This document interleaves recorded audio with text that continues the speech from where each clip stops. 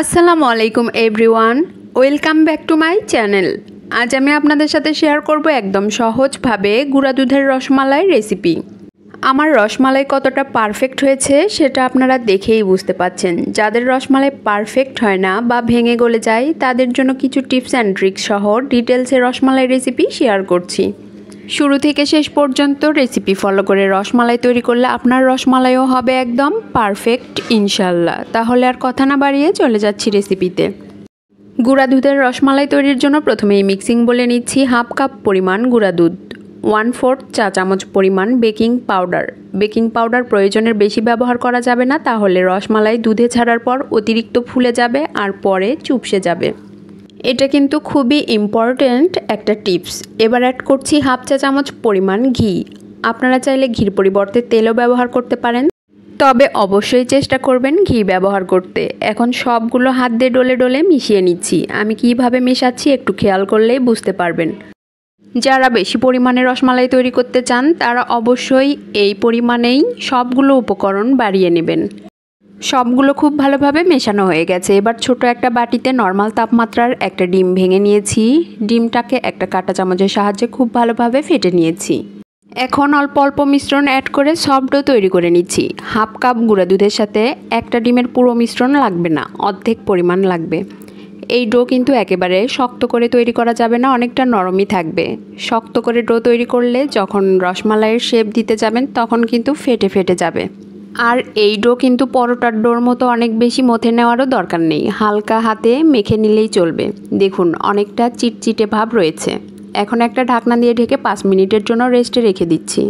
5 minute পর ঢাকনা সরিয়ে দেখুন ডো অনেকটাই সেট হয়ে গেছে। এখন কিন্তু আগের মতো আর চিটচিটে ভাব নেই।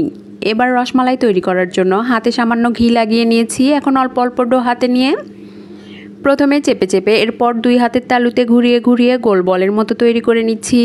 আপনারা চাইলে ছোট বড় লম্বা বা গোল যে কোনো শেপ দিয়ে রসমালাইয়ের মিষ্টিগুলো তৈরি করে নিতে পারেন।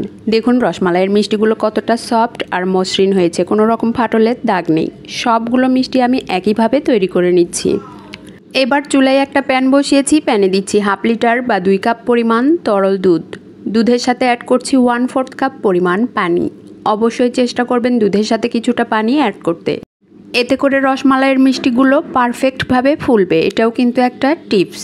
এবার অ্যাড করছি 3টি এলাচ। এলাচের মাথাগুলো থেতো করে দিয়েছি, এতে করে সুন্দর একটা ফ্লেভার আসবে। মিষ্টির জন্য অ্যাড করছি 1/4 কাপ পরিমাণ চিনি। আপনারা আপনাদের স্বাদ অনুযায়ী চিনির পরিমাণ কমিয়ে বা বাড়িয়ে নিতে পারেন। এখন একটা স্প্যাচুলার সাহায্যে সবগুলো নেড়েচেড়ে মিশিয়ে নিচ্ছি আর ওয়েট করছি বলক আসা পর্যন্ত। দুধের বলক এসে গেছে। বলক আসার পর দুধ খুব বেশি জাল করার প্রয়োজন নেই। বলক আসার পরেই আগে থেকে রেডি করে রাখা মিষ্টিগুলো এর মধ্যে অ্যাড করে দিচ্ছি।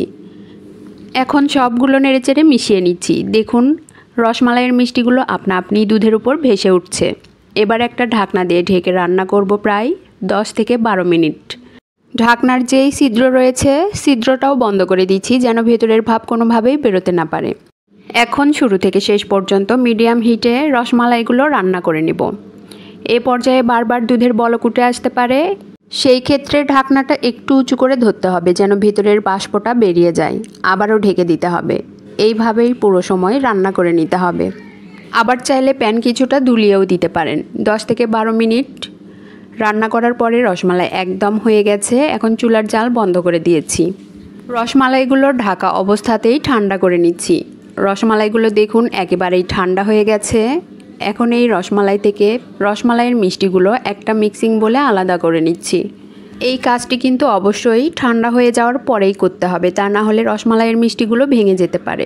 সবগুলো একটা বলে আলাদা করে নিয়েছি। এবার যেই মালাইগুলো রয়েছে মালাইয়ের সাথে আরও 1/4 কাপ গুঁড়া দুধ অ্যাড করে খুব ভালোভাবে মিশিয়ে নিচ্ছি। এতে করে মালাই একেবারে ঘন হয়ে যাবে আর খেতে অনেক বেশি টেস্টি হবে।